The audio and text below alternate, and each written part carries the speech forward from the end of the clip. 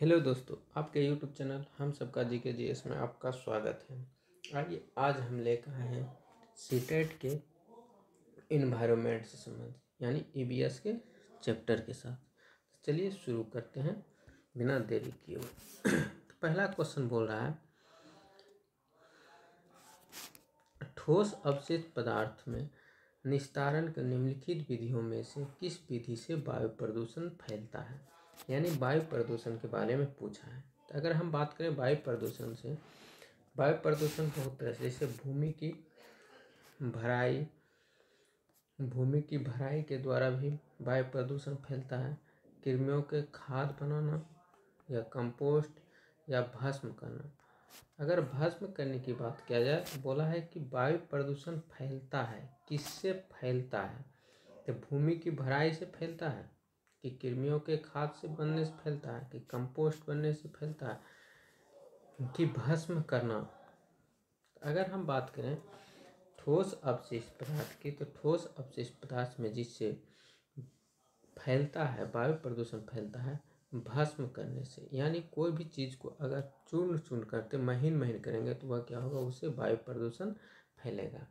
कारण वायु प्रदूषण फैले क्योंकि इससे धूल कण उड़ेगा तो कहाँ जाएगा? वायुमंडल में जब जाएगा तो क्या होगा, हमारे वायु में वायु प्रदूषण होगा। तो वायु प्रदूषण जो होगा किससे होगा? भस्म। अगर हम कंपोस्ट की बात करें, कंपोस्ट है क्या होता है, वायु प्रदूषण नहीं फैलता है। चलिए next question number 2। Question number 2 का वह स्थान जो दीर्घ काल से बाढ़ से प्रभावित होता है और स्थानीय लोगों का कारण होता है। यानी बोला है वह स्थान जो दीर्घ काल से बाढ़ से प्रभावित, यानी दीर्घ काल तक बाढ़ से प्रभावित होता है, स्थानीय लोगों में डॉट का कारण होता है। तो पूर्वास का या देश प्रत्यावर्तन का या स्थानांतरण या पुनः स्थापन का। तो इसकी हम बात किया जाए दीर्घकाल बाढ़, अगर कहीं भी दीर्घकाल बाढ़ आएगा तो क्या होगा, स्थानांतरण का कारण होगा। मतलब वहाँ के लोग क्या होगा, दूसरे स्थान चला जाएगा, तो क्या होगा, स्थानांतरण का कारण होता है। अगर पुनर्वास की बात किया जाए तो मूलतः 3 कारण होते हैं। पुनर्वास के अगर बताया जाए तो 3 का अलग अलग समूह वर्गीकृत या 3 कारण बोल सकते हैं।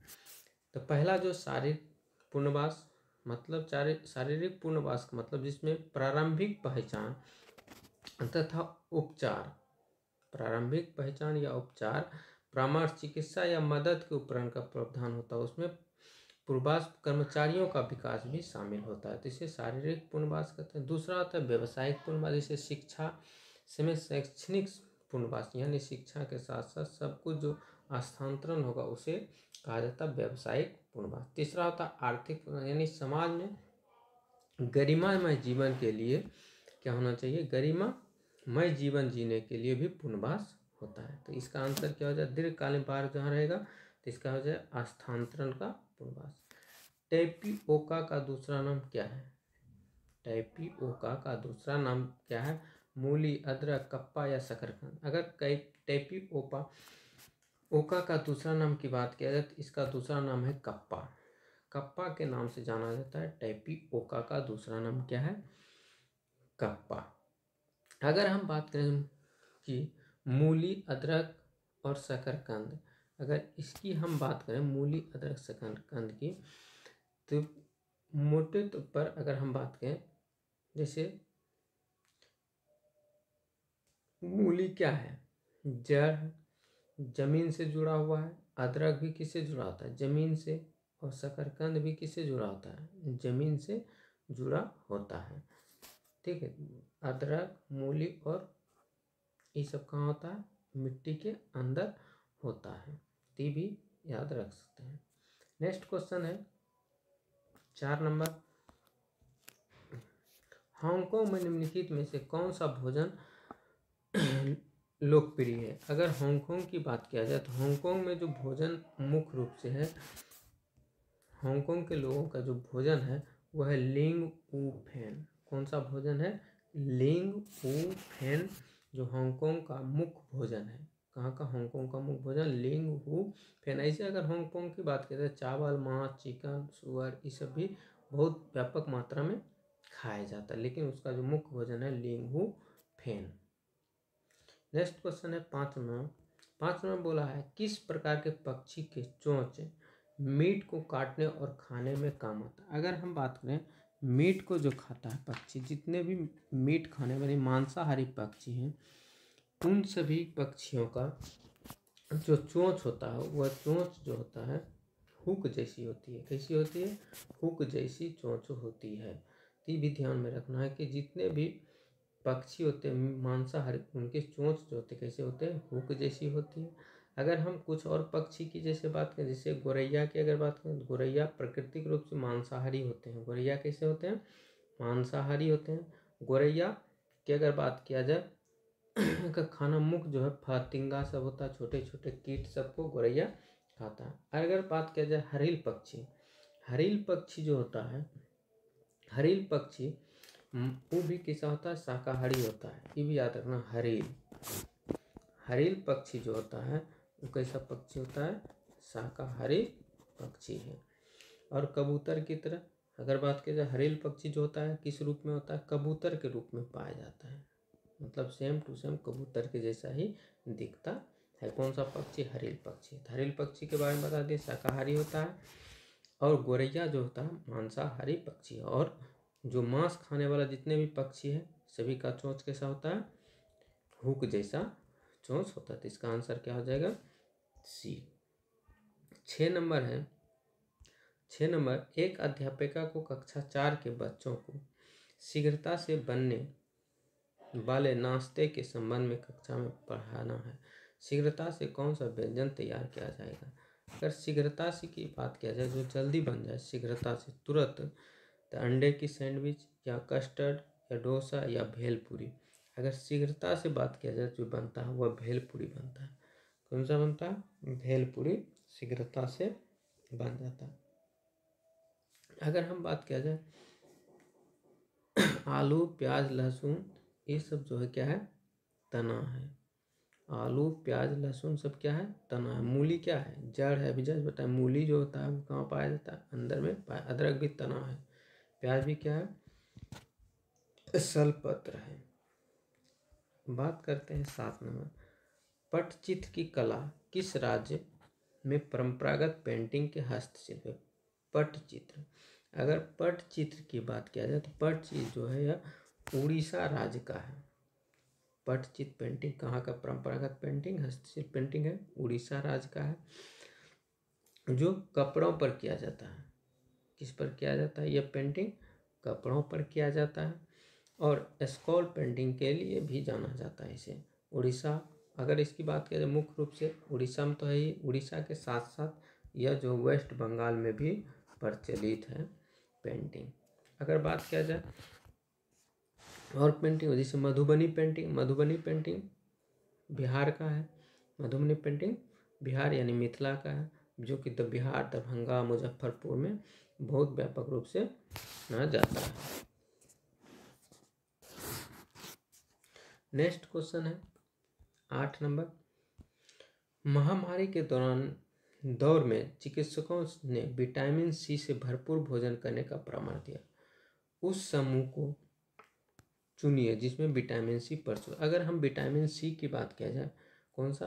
Vitamin C. तो विटामिन सी हम लोग जानते हैं, विटामिन सी जितने भी खट्टे पदार्थ हैं उन सभी में विटामिन सी पाया जाता है। जैसे नींबू हो गया, स्ट्रॉबेरी हो गया, इन सभी में विटामिन सी पाया जाता है। अगर ब्रोकली की बात किया जाए, सोयाबीन या काली मिर्च, इस सब में भी नहीं पाया जाता। स्ट्रॉबेरी, संतरा में पाया जाता है। दूध, स्ट्रॉबेरी या नींबू, या ब्रोकली, स्ट्रॉबेरी या नींबू। अगर हम क्या बोले अभी, जितने भी विटामिन सी पाए जाते हैं वो किस में पाया जाता है? कच्चे पदार्थ में। अब इसमें से कौन सा जितने भी खट्टे पदार्थ हैं उन सभी में क्या पाया जाता है? विटामिन सी व्यापक मात्रा में पाया जाता है। तो ब्रोकली, स्ट्रॉबेरी और नींबू। दूध में तो विटामिन सी पाया नहीं जाता है। उसके बाद सोयाबीन में और इसमें सोयाबीन भी है, तो इत कट जाएगा तो हो जाएगा ब्रोकली, स्ट्रॉबेरी और नींबू। इन तीनों में क्या पाया जाता है? जो खट्टे पदार्थ है, विटामिन सी पाया जाता है।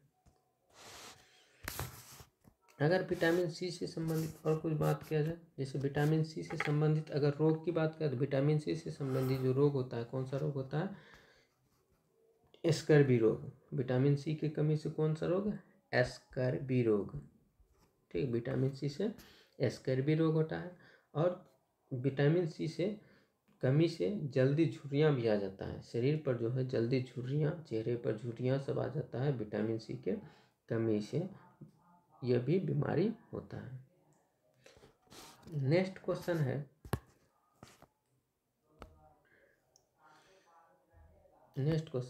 किस राज्य में झूम खेती की प्रथा समान है? अगर हम झूम खेती की बात करें पहले, तो झूम खेती एक ऐसी प्रकार की खेती जो आदिवासियों के द्वारा किया जाता था। किसके द्वारा?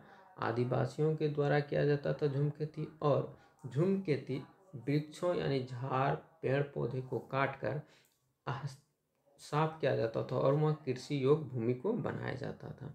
दूसरी बात, अगर जब वहाँ बहुत दिनों तक 2-3 साल तक कृषि करने के बाद उस भूमि की उर्वरता शक्ति अगर समाप्त हो जाती थी, फिर वहाँ से दूसरे जगह उसी प्रकार पेड़ पौधे को काट कर फिर भूमि योग्य जमीन बनाया जाता था, तो उसी को कहा जाता है झूम खेती। तो झूम खेती जो था यह मिजोरम में सर्वाधिक होती है। झूम खेती कहाँ बताएं? किस राज्य में? मिजोरम राज्य में। कैसी प्रकार की खेती है झूम खेती? अगर झूम खेती की बात करें तो एक प्रकार के स्थानांतरणशील कृषि भी कहा जाता है। ऐसा कहा जाता है इसे स्थानांतरणशील, क्योंकि एक स्थान से दूसरे स्थान, फिर दूसरे स्थान से पूर्व स्थान में आता है कृषि करने के लिए, इसी को कहा जाता है स्थानांतरण कृषि। अगर हम बात करें श्रीलंका में झूम खेती को चेना के नाम से भी जाना जाता है। श्रीलंका में चेना के नाम से भी जाना जाता है। या लद्दाख की बात करें तो लद्दाख में रेडेसिया में शिल्प कहलाते हैं। जैसे हिंद चीन में भी झूम खेती को कहा जाता है। ठीक, इसे कहते हैं झूम खेती। नेक्स्ट क्वेश्चन है, इसका आंसर क्या हो जाएगा? मिजोरम राज्य। नेक्स्ट क्वेश्चन है, दक्षिण भारत में मनाए जाने वाले फसल काटने वाली पर्व। तो दक्षिण भारत में मनाए जाने वाले फसल काटने यानी फसल को काटने के बाद कौन कौन सा पर्व मनाया जाता है? तो फसल काटने की बात किया जाए, ओणम, पोंगल, उदागी और बीसू। कौन कौन है? ओणम, पोंगल, उदासी और बीसू, यह जो दक्षिण भारत में पाया जाता है। जैसे दक्षिण भारत में जैसे ओणम की अगर बात करें तो ओणम, पोंगल, उदागी, बीसू। ओणम अगर बात किया जाए तो ओणम केरल राज्य का, ओणम कहाँ मनाया जाता है? केरल राज्य में। और कुछ जैसे ओणम केरल राज्य में हो गया, तो यह ओणम जो है सितंबर में मनाया जाता है। यह उत्सव ओणम उत्सव जो कब मनाया जाता है? सितंबर में मनाया जाता है। और सितंबर में राजा महाबली के स्वागत में मनाया जाता है। सितंबर में राजा शिव के कारण में राजा महाबली के स्वागत में यह प्रति वर्ष मनाया जाता है। कौन सा पर्व? ओणम पर्व। अगर इसकी बात किया जाए पोंगल की, तो पोंगल जो है दक्षिण भारत में मनाया जाने वाला एक लोकप्रिय त्यौहार है, जिसे 14 से 17 जनवरी, कब से? 14 से 17 जनवरी के बीच में यह मनाया जाता है। कौन सा पर्व? पोंगल पर्व। ठीक, तो इसका आंसर क्या हो जाएगा? सी, ओणम, पोंगल, उदागी और बीसू मनाया जाता है। नेक्स्ट क्वेश्चन है, बर्ली जनजाति बर्ली आर्ट कला के संबंध में, बर्ली आर्ट कला के लिए प्रसिद्ध है जो बनती है। अगर बात किया जाए बर्ली आर्ट कला, तो बर्ली आर्ट कला जो एक प्रकार की गोबर की मिट्टी की बनी हुई आर्ट होता है। कैसी मिट्टी होती है? गाय के गोबर से जो बनाया जाता आर्ट, उसी को कहा जाता है बर्ली आर्ट, जो महाराष्ट्र गुजरात में बर्ली आर्ट बहुत ज़्यादा प्रचलित है। नेक्स्ट क्वेश्चन है, भारत के किन राज्यों के समूह में कर्क रेखा गुजरती है? तो हम लोग जानते हैं भारत के कर्क रेखा भारत के कुल 8 राज्यों से होकर गुजरती है, जो कि 8 अगर राज्य की बात किया जाए तो त्रिपुरा, पश्चिम बंगाल, झारखंड, छत्तीसगढ़, मध्य प्रदेश, राजस्थान और गुजरात। कौन कौन? त्रिपुरा, पश्चिम बंगाल, उसके बाद पश्चिम बंगाल के बाद झारखंड के बाद छत्तीसगढ़ के मध्य प्रदेश के बाद राजस्थान के बाद गुजरात। तो यह टोटल 8 राज्य है जो कि कर्क रेखा भारत के 8 राज्यों से होकर गुजरती, जो 23.5 डिग्री उत्तरी अक्षांश पर हो जाएगा। तो इसका आंसर क्या हो जाएगा? छत्तीसगढ़, गुजरात, झारखंड होते हुए राज्य कर्क रेखा गुजरती है। नेक्स्ट क्वेश्चन है 13 नंबर।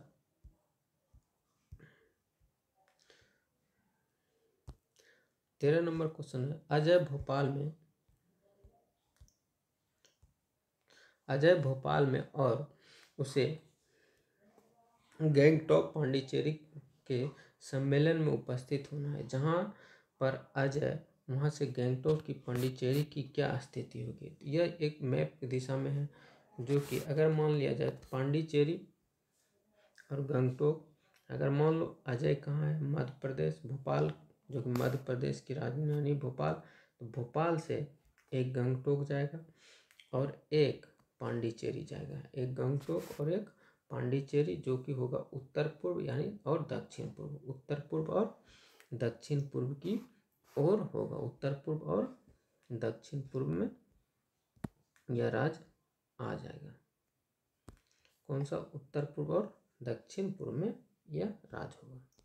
नेक्स्ट क्वेश्चन है 14, निम्नलिखित में कौन सा सबसे छोटा प्रवासी पक्षी जो उत्तर ध्रुव क्षेत्र में भारत आता है? अगर बात किया जाए उत्तरी ध्रुव क्षेत्र में जो भारत आता है, तो यह सबसे छोटा पक्षी जो है, कौन सा पक्षी? सबसे छोटा पक्षी। अगर सबसे छोटा पक्षी की बात किया जाए तो सबसे छोटा पक्षी एस्टर्न प्रवासी पक्षी है, जो उत्तरी ध्रुव से भारत आता है। कौन सा पक्षी? एस्टर्न, जो छोटे जलरंग पक्षी है, और एस्टर्न पक्षी जो दक्षिण भारत यानी प्रवासी पक्षी है, जो उत्तर पूर्व या उत्तरी ध्रुवीय क्षेत्र से भारत आता है।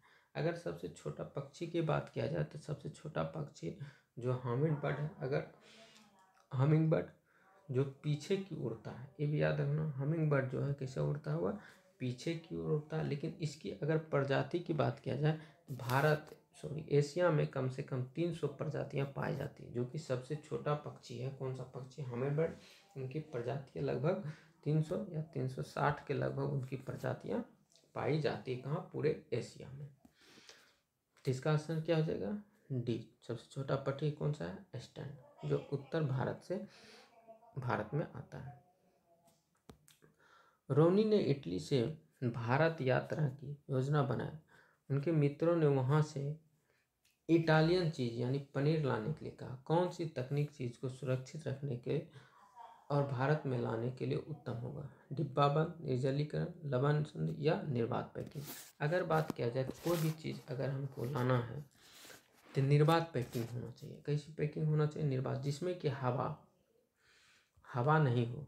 अगर हवा लग जाएगा तो उसमें क्या हो जाएगा? वह खराब हो जाएगा। तो कौन सा पैकिंग होना चाहिए? हवा वाला पैकिंग नहीं होना चाहिए, निर्बाध पैकिंग जिसमें हवा नहीं होती। इसे कहा जाता है निर्जलीकरण की। अगर बात किया तो निर्जलीकरण का मतलब होता है डिहाइड्रेशन कहते हैं, जिसमें शरीर में पानी की कमी आ जाता है, जिसके लिए रक्षक के लिए ORS घोल दिया जाता है। तो इसका आंसर क्या हो जाएगा? डी। नेक्स्ट क्वेश्चन है 16 नंबर। 16 नंबर बोला, ऑनलाइन कक्षाओं में अवधि में एक ABS शिक्षिका दृष्टिबाधित विद्यार्थी को कैसे शिक्षित करेगी? अगर दृष्टिबाधित शिक्षक की बात किया जाए, जो देख नहीं सकता है, किसी बात है दृष्टिबाधित यानी देखने में असमर्थ है। जब देखने में असमर्थ है तो उसे हम लोग क्या कर सकते हैं? आवाज़ दे सकते हैं। पहली बात, उसे हम क्या कर सकते हैं? आवाज़ संदेश साझा कर सकते हैं। मौखिक व्याख्या का उपयोग करके ढेर सारी मौखिक व्याख्या भी उसको दे सकते हैं, बहुत सारा उदाहरण समझा सकते हैं। सहपाठी द्वारा व्याख्या कर सकते हैं, उसको क्या कहते हैं? सहपाठी द्वारा, यानी उसके आसपास में जो विद्यार्थी है उससे हम बोल सकते हैं। ठोस अनुभवों का उपयोग करके ठोस अनुभवों का उपयोग करके, नहीं ठोस अनुभव, क्योंकि वो देख नहीं सकता तो अनुभव की बात नहीं करेगा। तो कौन हो जाएगा? 1, 2 और 3 आंसर हो जाएगा। अगर बात किया जाए तो दृष्टिबाधिक है, उसके लिए बनाया गया कौन सा लिपि? ब्रेल लिपि। ब्रेल लिपि जिसके लुइस ब्रेल के द्वारा बनाया गया था। ये इसमें उंगलियों पर चलता है, मतलब अनुभव जो होता है उभरा हुआ होता है अक्षर, क्या होता है? उभरा हुआ अक्षर होता है, उसी से हम लोग ब्रेल लिपि को अनुमान लगाकर उसे स्पर्श करके अक्षरों को पहचान कर उसके माध्यम से पढ़ा लिखा जा सकता है। तो इसका आंसर क्या हो जाएगा? 1, 2 और 3। 17 नंबर है श्रव्य बाधित बच्चे की शिक्षक शैक्षणिक आवश्यकताओं के प्रबंध के लिए शिक्षिका को ऑनलाइन शिक्षण से रूपांतरण करना चाहिए। अगर बात किया जाए श्रवण बाधित यानी जो सुन नहीं सकता, जब सुन नहीं सकता है तो उसको हम लोग क्या कर सकते हैं? जो सुन नहीं सकता उसको हम दे सकते हैं जो कि चित्र से, मतलब चित्र के द्वारा उसको हम लोग समझा सकते हैं। तो अगर बात किया जाए तो ऑनलाइन कक्षा में, तो ऑनलाइन कक्षा के दौरान शिक्षण की सहायता लेकर, तो ऑनलाइन कक्षा में अगर शिक्षण की बात किया जाए दे सकते हैं, क्योंकि ऑनलाइन शिक्षक हुआ तो चित्र आएगा पहली बात। तो उसमें ऑफलाइन कक्षा का प्रबंध करके, ऑफलाइन कक्षा का संबंध करें तो फोटो वोटो बना के या शीर्ष उप शीर्षकों के साथ और साथ साथ अनु शीर्षकों को अपने वीडियो और पीपीटी से जोड़कर, हाँ वीडियो और पीपीटी को भी जोड़कर उसको दे, अधिक दृश्यों का उपयोग करके, अधिक दृश्यों का भी उपयोग करके उसमें हम जोड़ सकते हैं। तो इसका आंसर क्या हो जाएगा? टोटल आंसर 1, 2, 3, 4 यानी विशेष शिक्षण के द्वारा, ऑफलाइन के द्वारा, पीपीटी के माध्यम यानी चित्र के माध्यम से, वीडियो के माध्यम से और दृश्यों का उपयोग करते हैं यानी चित्र को दिखा कर सकते हैं। तो इसका क्या हो जाएगा? श्रव्य बाधित जो सुन नहीं सकता उसको सभी माध्यम से हम लोग दिखा सकते हैं। नेक्स्ट क्वेश्चन है सेवा पूर्व शिक्षक अपने नैतिक मूल्यों, व्यक्ति हित और अभिरुचि को जानने के लिए उपयोग करेंगे। अगर हम बात करें सेवा पूर्व शिक्षक, अगर सेवा पूर्व शिक्षक की अगर बात किया जाए तो सेवा पूर्व जो शिक्षक होता है मूल व्यक्ति हित और अभिरुचि को जानने के लिए स्वयं आकलन करना पड़ता है। कैसा होना चाहिए? व्यक्ति हित के अभिरुचि को जानने के लिए जो होता है क्या होता है? स्वयं आकलन का उपयोग करते हैं। कैसे आकलन करेंगे? स्वयं आकलन। अगर स्वयं आकलन की बात किया जाए खुद के द्वारा आकलन यानी बहुमुखी विकास जिसमें होता है। कैसा होता है? स्वयं आकलन बहुमुखी विकास के सिद्धांत को जोड़ा जाता है। नेक्स्ट क्वेश्चन है एबीएस अध्यापक के अनुकरण विधि को समझाने के लिए विद्यार्थी को घर के लिए एक क्रियाकलाप लेने की निश्चित क्रिया निम्नलिखित में से सबसे उपयुक्त कौन सा क्रियाकलाप है? अगर ईपीएस अध्यापक ने अनुकूलन विधि से अगर बात किया जाए तो किस विधि से, तो अगर इसमें सबसे अच्छा उदाहरण की बात किया जाए तो मूंग से, यानी मूंग से अंकुरन को निकालते हुए देखना, मूंग से अंकुरन निकालते हुए देखना को ही सबसे अच्छा ईपीएस में माना जाता है। नेक्स्ट क्वेश्चन है 20 नंबर बोल रहा है ईबीएस की अध्यापिका ने अपने कक्षा 3 के छात्रों को अपनी छत को खुले क्षेत्र में अन्न को कटोरे में रखने के लिए कहा। उसके बाद उसने एक आंकड़े की शीट तैयार करने के लिए कहा। उनमें से भोजन अन्न को खाने के लिए आने वाले पक्षियों का ब्यौरा देने एक क्रियाकलाप का उद्देश्य क्या है? मतलब बोला है कि कक्षा 3 में पढ़ती है अध्यापिका और उसको बोला छत पर एक कटोरा में दाना रखना है और उनके क्रियाकलाप को बनाना है, यानी क्या क्या भोजन अन्न को खाने के लिए कौन आता है, उसकी पक्षी का ब्यौरा निकालना। इससे क्या होगा? बच्चे में क्यूरियोसिटी जगेगा और बच्चे में जो है आंतरिक के साथ साथ बाहरी विकास भी संभव हो पाएगा। हाँ,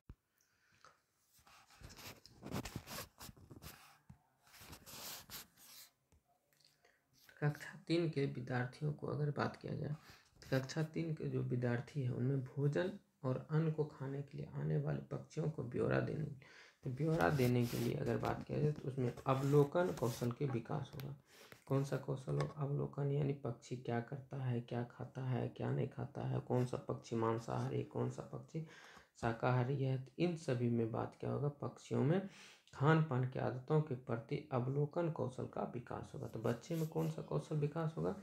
अवलोकन कौशल का विकास करना चाहता है, जो पूर्णतः दूसरे पर निर्भर रहता है। साथ ही साथ जीन एक दूसरे के सहयोग करना, मृत जीवों को खाकर अपना जीवन जो व्यवस्थित करता है उसे मृत जीवी कहते हैं। नेक्स्ट क्वेश्चन है 21 नंबर। 21 नंबर, एक अध्यापक ने कक्षा में हमारे देश के उत्सवों पर विचार विमर्श किया। विभिन्न संस्कृति और के बावजूद उत्सव आम है और पूरे देश में मनाए जाते हैं। वह कौन सी संकल्पना का कक्षा में विचार करने की कोशिश कर रही है? अगर बात किया जाए एक अध्यापिका जो है अपने देश में उत्सव का विमर्श मनाना चाहता है, तो उत्सव की अगर बात किया जाए तो उत्सव जो मनाना चाहता है हमारे जीवन में उत्सवों का मूल्य के बारे में बताना चाहता है। तो क्या बताना चाहता है? हमारे जीवन में उत्सवों के मूल्यों के बारे में बताना चाहता है। अगर कुछ उत्सव की बात किया जाए, जैसे लद्दाख में, अगर लद्दाख की बात किया जाए, लद्दाख में सिंधु दर्शन है। कौन सा दर्शन? सिंधु दर्शन। जैसे उड़ीसा में नुआखाई है। जैसे त्रिपुरा में खर्ची पूजा। बिहार का सबसे लोकप्रिय पर्व कौन सा है? छठ। तो इसका आंसर क्या होता है? हमारे जीवन में उत्सवों का मूल्य। 22 नंबर है, एक ग्रामीण विद्यालय की अध्यापिका भोजन संरक्षण की तकनीक का शिक्षण दे रहे हैं, तो उसके लिए उत्तम उपयुक्त क्या हो जाएगा? अगर भोजन के बारे में अगर बात किया जाए, भोजन को संरक्षित करने के, तो भोजन को संरक्षित करने हवा और प्रकाश के आवागमन को क्या करना? रोकना है। जैसे आस पड़ोस के क्षेत्र भ्रमण के आयोजन करके घरों में उसके उपयोग होने वाली संरक्षण विधि का अवलोकन करना। यानी कि अगर हम बात करें अवलोकन की, तो घरों के में आयोजित होने वाले संरक्षण विधि का अवलोकन करना है। जैसे कहाँ पर क्या है न है, तो इसके आस पड़ोस के क्षेत्र का भ्रमण करना है। नेक्स्ट क्वेश्चन है, EBS पर्यावरण शिक्षण NCERT के पाठ द्वितीय में कक्षा 2 में फुलबारी पढ़ा रही है। शिक्षण के लिए वह निम्न में से किस संसाधनों का उपयोग कर सकते हैं? अगर किस संसाधन की अगर बात किया जाए, तो संसाधन की बात किया जाए तो फुलबारी में तो कौन सा संसाधन होगा? तो संसाधन की बात करें, भारत का मानचित्र, मधुबनी चित्रकला, विभिन्न स्थानीय या कार्यपत्र। तो संसाधन की अगर बात है, जो प्रभाव NCERT में है उसमें भारत का मानचित्र, मधुबनी चित्रकला और विभिन्न स्थानीय फूल और कार्यपत्र। तो कौन सा आंसर हो जाएगा? A नंबर आंसर हो जाएगा। तो सभी यह क्षेत्र क्या है? NCERT में दिया गया। नेक्स्ट क्वेश्चन है 24 में, कक्षा 4 के विद्यार्थियों को अधिकार शिकार के प्रति संवेदनशील करने के निम्नलिखित में से कौन सा विधि प्रभावकारी है? अगर प्रभावकारी की विधि की बात किया जाए कक्षा 4 के लिए, कौन सा? कक्षा 4 के लिए तो प्रभाव जो होगा क्लिपिंग दिखाना प्रभावकारी विधि होगा। कैसा विधि होगा? क्लिपिंग दिखाना, यानी वाद विवाद करना ये भी सही होगा। समाचार पत्र को क्लिप दिखाना प्रभावकारी कब होगा? वाद विवाद करना नहीं। कौन सा विधि हो जाएगा सबसे अच्छा? समाचार पत्र को क्लिपिंग दिखाना है। समाचार पत्र में जो फोटो आता है, चित्र आता है, उसको दिखाना प्रभावकारी सबसे ज़्यादा होगा, जो कि सूक्ष्म दृष्टिकोण को भी जानना संभव, यानी पिक्चर के माध्यम से जानना सबसे अच्छा माना जाता है। नेक्स्ट क्वेश्चन 25 नंबर, व्यवसाय में रूढ़िवादी छवि के मुद्दे के प्रति विद्यार्थियों को संवेदनशील करने का प्रभाव तरीका क्या है? देखो, व्यवसाय को रूढ़िवादी छवि के मुद्दे के प्रति विद्यार्थियों को संवेदनशील करने का प्रभावशाली अगर तरीका की बात किया जाए, तो प्रभावशाली जो तरीका होगा, रूढ़िवादी छवि नुक्कड़ नाटक के माध्यम से दिखाना। यानी नुक्कड़ नाटक के माध्यम से जो दिखाया जाता है छवि को, वह सबसे ज़्यादा संवेदनशील होता है। यानी जैसे नाटक खेल के दिखाना, तो ये क्या होता है, अमूर्त से मूर्त की ओर छोड़ता है। यानी कैसी प्रक्रिया है यह? अमूर्त से मूर्त की ओर पारण करता है। यानी सरल से कठिन की ओर या मूर्त से अमूर्त की ओर नेतृत्व को आत्मविश्वास, सहयोग एवं योजना बनाता है। मानसिक विकास होता है, सामाजिक अनुकूलन क्षमता विकसित होता है। इन सभी से नुक्कड़ में छवि विकसित होती है। तो इसका आंसर क्या हो जाएगा? B for ball. Next question है, पर्यावरण अध्ययन के उद्देश्य में को सफल करने के लिए पाठ चर्चा आधारित होनी चाहिए। पर्यावरण अधिगम, पर्यावरण अधिगम, पर्यावरण अधिगम, तो इसमें हम क्या भर सकते हैं? तो अगर हम बात किया जाए पर्यावरण के लिए उद्देश्य सफल बनाने के लिए या सफल करने के लिए पाठ चर्चा आधारित जो होता है वो होता है पर्यावरण अध्ययन के बारे में। पहला क्या हो जाएगा? के बारे में, के माध्यम, के लिए, यानी पर्यावरण के बारे में अधिगम, पर्यावरण के माध्यम से अधिगम और पर्यावरण से लिए यानी पर्यावरण के लिए अधिगम यानी पर्यावरण लिए अध्ययन किया जाता है। तो इसका ऑप्शन कौन हो जाएगा? बी, पर्यावरण के बारे में अध्ययन अधिगम, पर्यावरण के माध्यम से अधिगम और पर्यावरण से लिए अधिगम। तो कौन सा आंसर हो जाएगा इसका? B for ball. Next question है 27 नंबर, अध्यापक ने अपने छात्रों को विद्यालय के बगीचे में गुलाब के पौधों को ढूंढने के लिए कहा। छात्रों ने देखा कि कुछ में फूल नहीं खिल रहे हैं। उनमें से निर्देश दिया कि पौधे को प्रतिदिन देखेंगे कि कितने दिन में उसमें बाहर आती है और यहाँ अध्यापक निम्न में से क्या विकास करना चाहती है। अध्यापक निम्न में से क्या विकास कराना चाहता है। यानी कोई बच्चा बोला है प्रतिदिन देखना है फुलबारी में या फूल में क्या विकास हो रहा है, तो इससे विद्यार्थी को क्या दिखाना चाहता है। तो इसे बच्चे में जो होगा, बच्चे में प्रयोग करने का विधि, प्रयोग में आंकड़ों के दर्ज करने के कौशल होगा। सही बात है, प्रयोग करेगा कि क्या क्या हो रहा है। छात्र की जिज्ञासा होगा। सही बात है, छात्र में क्या होगा? छात्र में जितने भी बच्चे होगा उसमें जिज्ञासु होगा। प्रकृति सौंदर्य के जो है, प्रकृति सौंदर्य की बात नहीं, फूलों के पुष्प होने की प्रक्रिया का आनंद लेना है, आनंद की बात भी नहीं करता है। प्रयोग के आंकड़ों का दर्ज करेगा कि कौशल होगा। छात्रों में जिज्ञासु होगा, क्यूरियोसिटी जगेगा कि बच्चे में कौन कौन सी बात है। विश्लेषणात्मक होगा।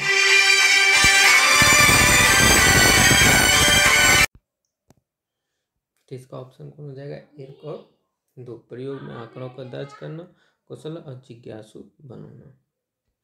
नेक्स्ट क्वेश्चन है 28 नंबर, ट्रैफिक स्थल पर चौराहे के उस व्यक्ति अपने वाहन का इंजन बंद नहीं करते हैं और एक ईवीएस शिक्षक ने इस विषय पर कक्षा में चर्चा की और छात्रों को क्या संप्रेषण करना चाहती है। अगर कोई ट्रैफिक स्थल पर है, वह व्यक्ति वाहन जिस ट्रैफिक स्थल पर रुकता है इंजन बंद नहीं करता है, तो इससे ईवीएस में क्या क्या प्रभाव पड़ने वाला है। अगर बात किया जाए इसमें प्रभाव, वायु और ध्वनि प्रदूषण होगा। वायु और ध्वनि प्रदूषण होगा क्योंकि इंजन जब चालू होगा तो उससे धुआं निकलेगा और उससे कार्बन डाइऑक्साइड यानी कार्बन मोनोऑक्साइड CO गैस भी निकलता है, जो सबसे ज़्यादा जहरीला गैस होता है वाहन से निकलने वाला। तो पहला तो सही वायु और ध्वनि प्रदूषण होगा। दूसरा, अनवीकरणीय संसाधनों का समझदारी का उपयोग करना। मतलब अनवीकरणीय संसाधन की अगर बात किया जाए तो यह बोल रहा अनवीकरणीय संसाधन, अनवीकरणीय संसाधन या परंपरागत संसाधन जो कि पहले के पूर्वज जैसे कोयला हो गया, पेट्रोल हो गया, डीजल हो गया, क्या है अनवीकरणीय संसाधन जो कभी ना कभी क्या होने वाला है, समाप्त होने वाला है। इसकी उसकी समझ नहीं है। समझदारी का उपयोग करना, प्राकृतिक संसाधन दुरुपयोग करना, ये बात कहलाता है। प्राकृतिक संसाधन का दुरुपयोग की बात करता है, प्राकृतिक संसाधन का भी दुरुपयोग करता है, ये भी बात सही है। सरकार इसे रोकने के लिए कदम नहीं उठा रही। हाँ, ये बात क्या है, इसमें सरकार जो है रोकने के लिए कदम नहीं उठा रहा है। इसके लिए सरकार को भी जिज्ञासु होना चाहिए।